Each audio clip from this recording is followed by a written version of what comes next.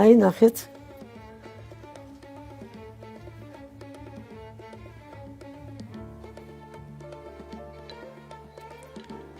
მეფე და დედოფალი.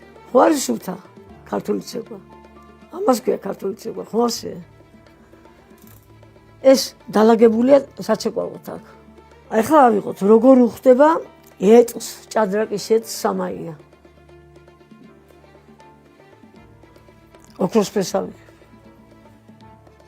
სხვადასხვა ამ ფიგურებს ყველას თავისი ყველაზე ძვირფასი და ინსამოციაცია აქვს.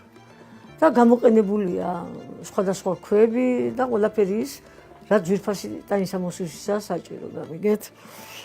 აგერ ხედრული, ნახეთ?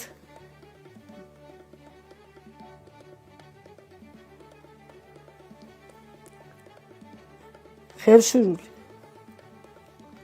ხევსურული არის კუ. და მხედრული არის მხედარი. აი ხევსურული. და დაგვრჩა პაიკი.